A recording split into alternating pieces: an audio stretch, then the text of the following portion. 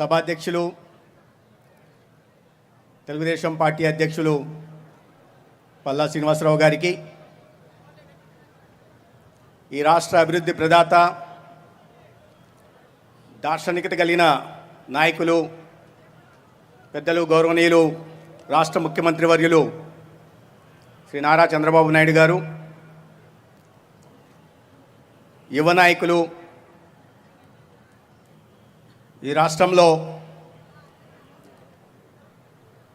కోట్ల మంది యువత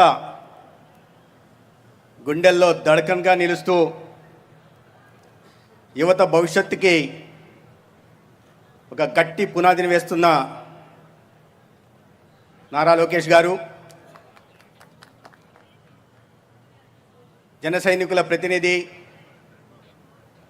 ఇవాళ రాష్ట్రంలో ఏ రైతు ఎక్కడ ధాన్యం అమ్మడానికి ఇబ్బంది పడకుండా సేకరించడమే కాకుండా కేవలం 24 గంటల్లోనే వారి ఖాతాల్లోకి నగదును బదిలీ చేస్తున్న నాదెళ్ల మనోహర్ గారు,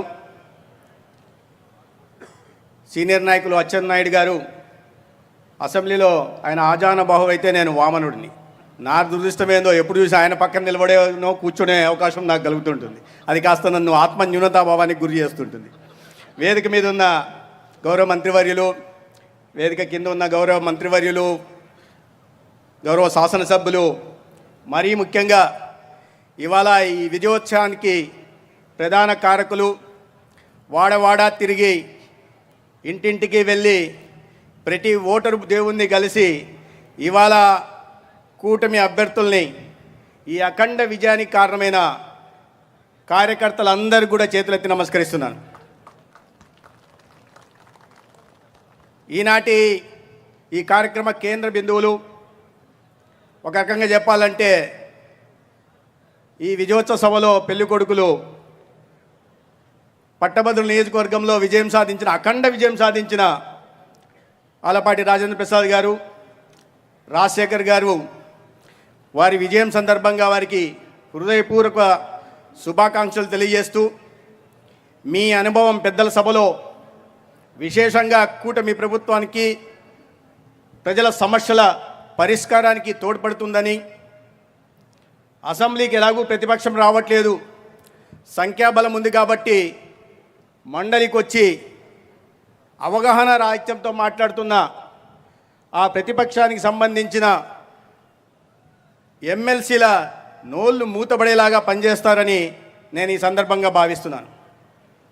మిత్రులారా, ఇది 9 నెలల కూటమి మంచి పాలనకి ప్రజలిచ్చిన తీర్పు.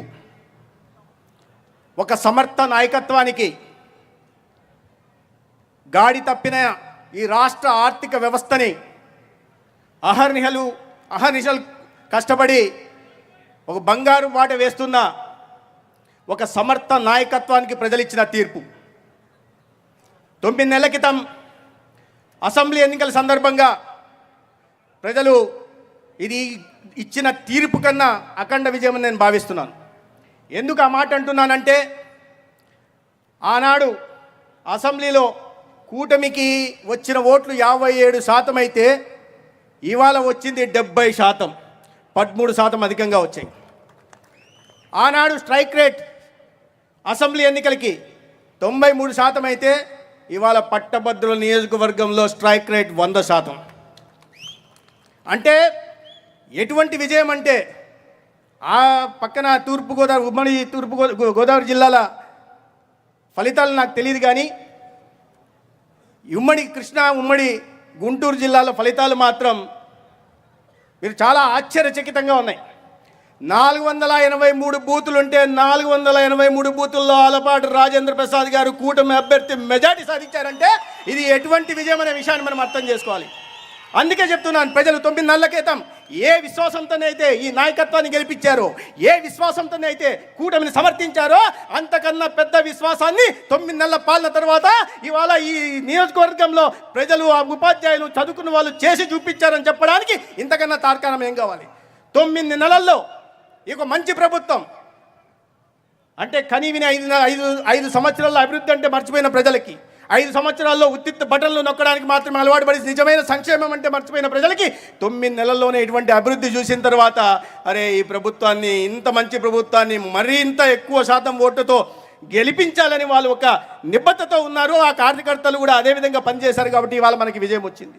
అమరావతి నిర్మాణం కోసం నిధులు ఇచ్చి వచ్చినా, లేదా పోలవరం కోసం నిధులు వచ్చినా, లేదా ఒకే నాడు ఈ దేశ అభివృద్ధి ప్రదాత నరేంద్ర మోడీ గారు విశాఖపట్నంకి వచ్చి గౌరవనీయులు ముఖ్యమంత్రి గారి కోరిక మేరకు 2,10,000 కోట్ల ప్రాజెక్టులకు శ్రీకారం చుట్టినా, లేదా కొన్ని సంవత్సరాలుగా కేవలం కొంత భూమి 200 ఎకరాల భూమి ఇవ్వకపోవడం వల్ల ఆగిపోయిన ప్రత్యేక జోన్ వచ్చినా, బల్క్ డ్రగ్ పార్క్ వచ్చినా, లేకపోతే ప్రైవేటీకరణ జరుగుతుందని 5 సంవత్సరాలు మభ్యపెట్టి మాయమాటలు చెప్పి పబ్బం గడుపుకున్న పార్టీల నోట్లో మట్టి కొడుతూ ఆ ప్రైవేటీకరణను ఆపడమే కాకుండా మళ్ళీ స్టీల్ ప్లాంట్ రివైవల్ కోసం 11,500 కోట్లు తెచ్చిన ఇవన్నీ ఒక దార్శనికత కలిగిన నాయకత్వం చంద్రబాబు నాయుడు గారి రూపంలో, పవన్ కళ్యాణ్ గారి రూపంలో ఈ రాష్ట్రానికి ఉంది కాబట్టి ప్రజలు మళ్ళీ ఇటువంటి విశ్వాసాన్ని ప్రకటించారని నేను నమ్ముతున్నా. మిత్రులారా,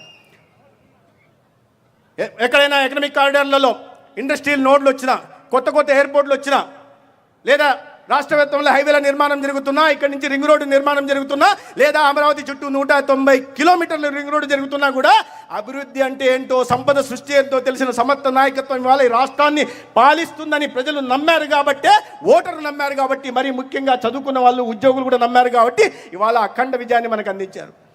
అదేవిధంగా సంక్షేమం, ఇటువంటి ఆర్థిక వనరుల లేమి ఉన్న దృష్ట్యా, ప్రతికూల పరిస్థితుల దృష్ట్యా ఒక నాయకత్వం వాటిని ఒడిదుడుకుల్ని, ప్రతికూలను అధిగమించి సంక్షేమ ఫలాలు అందించడానికి ఒక సజీవ తార్కాణం ఏంటంటే సామాజిక పెన్షన్లు ఇచ్చినా, దీపం 10 కింద ఉచితంగా సిలిండర్లు ఇచ్చినా, రేపు రాబోయే రోజుల్లో అన్నదాత సుఖీభావ కింద రైతులకు 20,000 ఇచ్చినా, లేదా తల్లికి వందనం పేరుతో 15,000 ఇచ్చినా సంక్షేమ ఫలాలు ఎక్కడ ఆగవు, సంక్షేమ పథకాలు కొనసాగుతాయి అని ప్రజలు నమ్మారు, విశ్వసించారు కాబట్టే ఇవాళ ఈ నాయకత్వానికి మద్దతు తెలుపుతూ ఇటువంటి అఖండ విజయాన్ని పట్టభద్రుల నియోజకవర్గంలో అందించారు.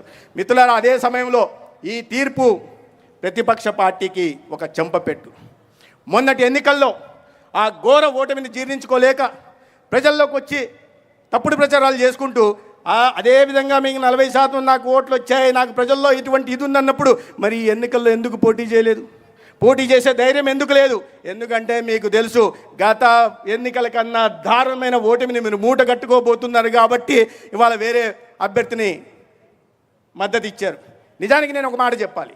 నేను ఇటీవల మండల్లో చూస్తున్నప్పుడు కాస్త నిర్మాణాత్మకంగా ప్రతిపక్ష పార్టీ వివరించట్లేదు, కానీ నేను ఈ మాట ఈ వేదికపై నుంచి మాట్లాడుతున్నా. లక్ష్మణరావు గారు చాలా నిర్మాణాత్మకంగా మండల్లో మాట్లాడుతుంటారు, ప్రజల సమస్యల మీద మాట్లాడుతుంటారు. బహుశా ఆయన ఇటువంటి ఒకవైపు ప్రజలకి ప్రభుత్వం మీద విశ్వాసం ఒకవైపు ఉంటే, ఇటువంటి ఘోర ఓటమి తప్పేదేమో ఆ పార్టీ మద్దతు తీసుకోకుండా వాళ్ళు మద్దతు ప్రకటించిన నాడే తిరస్కరించి ఉంటే ఇటువంటి దారుణమైన ఓటమి లక్ష్మణరావు గారికి వచ్చేది కాదని నేను భావిస్తున్నా. ప్రజల తీర్పును అర్థం చేసుకోలే, 9 నెలల క్రితం తీర్పును అర్థం చేసుకోకుండా వచ్చి మొదట్లో ఈవీఎంలు అంటే ఎవరిని అవమానపరుస్తున్నారు? ఉత్కృష్టమైన మన ప్రజాస్వామ్యాన్ని అవమానపరుస్తున్నారు, రాజ్యాంగ వ్యవస్థల్ని అవమానపరుస్తున్నారు, ప్రజా తీర్పుని అగౌరవపరుస్తున్నారు. వాస్తవానికి ప్రజల్ని అవమానపరిచే విధంగా ఇవాళ ఉంటూ అదే వ్యక్తి ఎందుకు ప్రజలు అటువంటి తీర్పు ఇచ్చారో అర్థం చేసుకోకపోవడం వల్ల ఇవాళ ఈ పరిస్థితులు దాపురిచ్చాయి.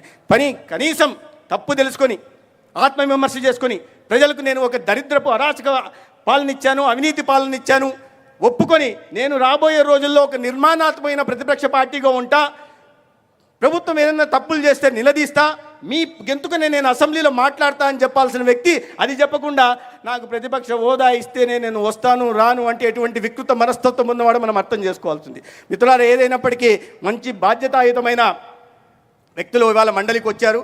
నేను చూస్తుంటా ఈ అసెంబ్లీలో ఎలాగూ మాట్లాడు సమస్యల మీద, మండలిలో మాట్లాడుతుంటారు. ఏం మాట్లాడుతుంటారు? ఒక పేపరు, ఒక రోత పత్రికలో వచ్చిన రాతలను చదివి అది పట్టుకొని వస్తారు. అది పట్టుకొని వచ్చి దాని మీద మాట్లాడుతుంటారు. నిన్న కూడా నాకు క్వశ్చన్ వచ్చింది, కానీ అది జరగలే. ఏంటి? ఆరోగ్యశ్రీ మీద అడిగారు, మంచిది అనుకున్నాను. ఎందుకంటే కొన్నాళ్ళ క్రితం సాక్షిలో వచ్చింది, ఆరోగ్యశ్రీని చంద్రబాబు నాయుడు గారు రద్దు చేసేశారు. నేను ఆశ్చర్యపోయారు. ఆరోగ్యశ్రీ ఎక్కడైంది బాబు? మా గత సంవత్సరం ఏనాడు ఈ రాష్ట్ర చరిత్రలో లేని విధంగా 24-25 సంవత్సరానికి అతి ఎక్కువ మొత్తం 4,000 కోట్ల పైగా ఒక ఎన్టీఆర్ వైద్య సేవకు మనం ఖర్చు పెట్టాం. ఆరోగ్యశ్రీని రద్దు చేయాల, దానికి ఎన్టీఆర్ వైద్య సేవగా పేరు మాత్రమే మారింది. మీరు అనుకున్న దానికన్నా ఎక్కువ మొత్తంలో ఇవాళ పేదలకి వారికి నాణ్యమైన వైద్య చికిత్సలు అందించడం కోసం ఖర్చు చేయడం జరుగుతుంది. అది గౌరవ ముఖ్యమంత్రి చంద్రబాబు నాయుడు గారి నాయకత్వంలో జరుగుతుంది. కానీ తప్పుడు ప్రచారాలు చేస్తూ ఉంటారు. అయ్యా, మీరు మండలి ఎలాగూ అసెంబ్లీలో మాట్లాడరు, మాకు చెప్పే అవకాశం లేదు. ఆరోగ్యశ్రీ మీరు మాట్లాడుతున్న ఆరోగ్యశ్రీ నేటి ఎన్టీఆర్ వైద్య సేవ కింద కేవలం గతంలో 1,43,00,000 మంది మాత్రమే కుటుంబాలకు మాత్రమే లబ్ధి చేకూరుతుంటే ఇవాళ మధ్య తరగతి ప్రజలను కూడా దృష్టిలో పెట్టుకొని వారికి కూడా ఈ ఫలాలు అందించాలనే ఉద్దేశంతో చంద్రబాబు నాయుడు గారు ఆదేశాల మేరకు ఇవాళ వాళ్ళను కూడా 22 లక్షల కుటుంబాలు కొత్తగా కలిపి 1,65,00,000 కుటుంబాలకి 25 లక్షల దాకా 25 లక్షల దాకా ప్రతిపక్షం గుర్తుపెట్టుకోవాలి, ఈ మాటను వినాలి. 25 లక్షల దాకా నాణ్యమైన వైద్య సేవల్ని అందించే ప్రయత్నం ఈ ప్రభుత్వం చేస్తూ ఉంది. దాన్ని హైబ్రిడ్ మోడ్లోకి తీసుకెళ్ళాం కానీ రద్దు చేయలేదు.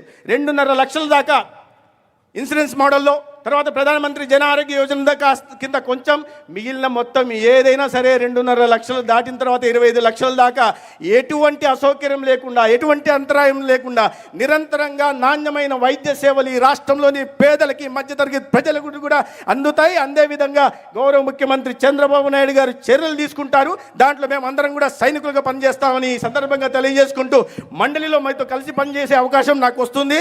మండలిలో మనం అందరం కలిసి ఈ నిర్మాణాత్మకంగా వ్యవహరించకుండా అవగాహన రాహిత్యంతో మాట్లాడుతున్న ఈ ప్రతిపక్షానికి సంబంధించిన పార్టీ పేరు తీసుకోవడానికి కూడా నాకు ఇష్టం మనసు రావట్లే. ఆ పార్టీని రాబోయే రోజుల్లో ఆ మండలి రావాలంటే సంఖ్యాబలాన్ని చూసుకొని, మందబలాన్ని చూసుకొని, ఏదైతే మండలికి వచ్చి రోజు గొడవ చేసి వాకౌట్ చేసిపోతుంటారో వాస్తవంగా పూర్తి వాకౌట్ మళ్ళీ ఇంకోసారి ఆ గేట్లోకి రాకుండా, మండలి గేట్లోకి రాకుండా మనం వాళ్ళని ఎదిరించాలని నా తోటి సభ్యులు కదా, తోటి సభ్యులకు విన్నవించుకుంటూ ఇవాళ నన్ను మీ అందరినీ కలిసే అవకాశం కలిగించినందుకు పార్టీ నాయకత్వానికి ధన్యవాదాలు తెలియజేసుకుంటూ సెలవు తీసుకుంటాను. భారత్ మాతాకి.